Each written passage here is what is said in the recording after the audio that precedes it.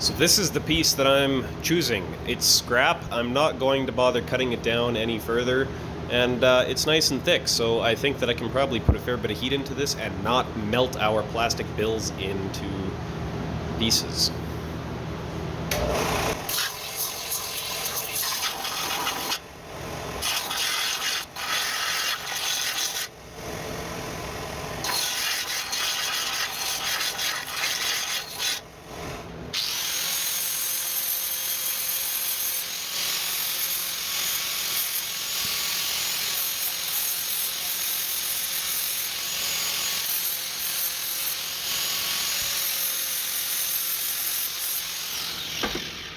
Three-quarters, good, easy.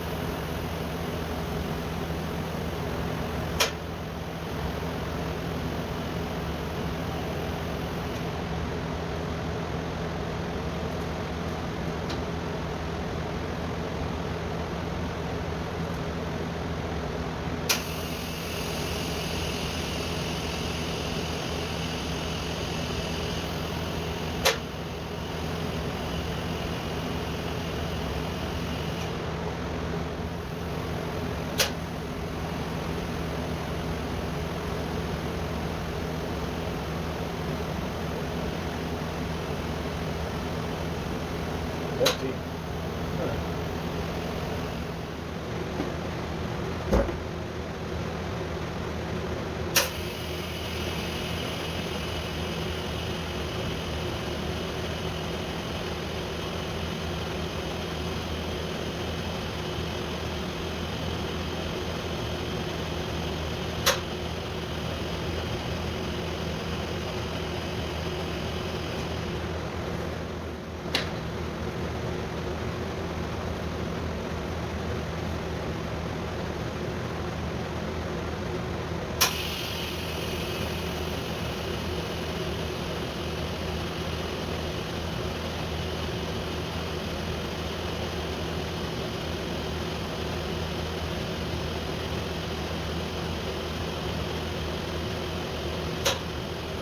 Oh no!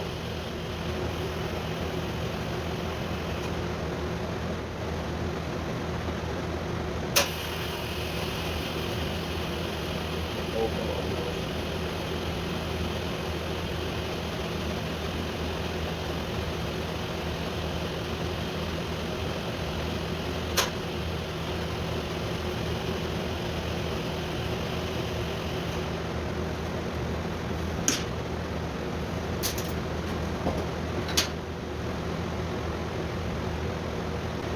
Well, definitely not gonna have to worry about crater cracks. Holy, stayed on the pedal a bit hot there for sure. But it works.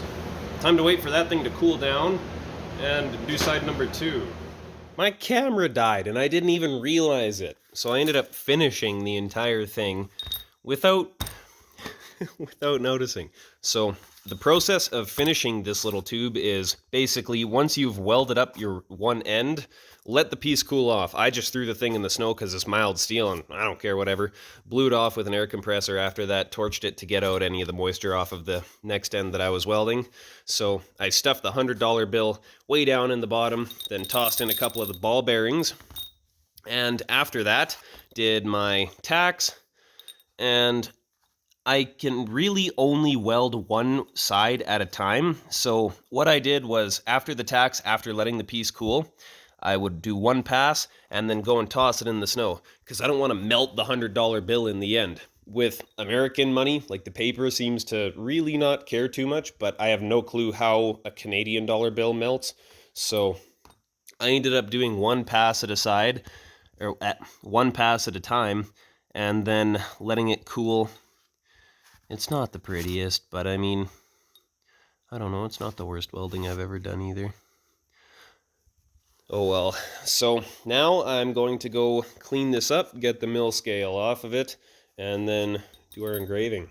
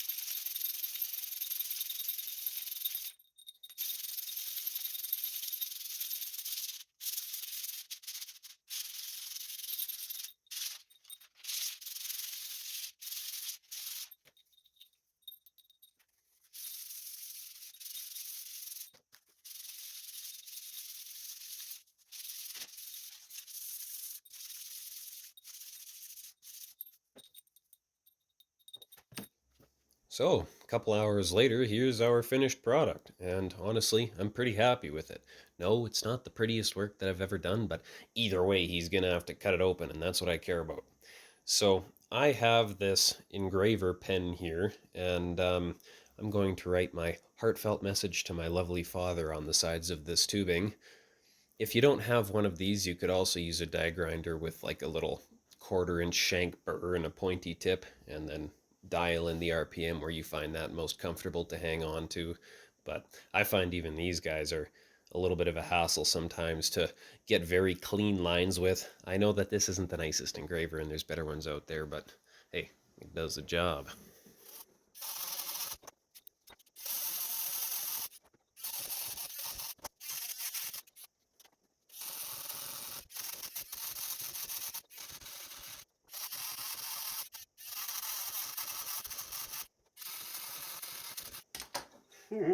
That's horrible handwriting. That's so bad.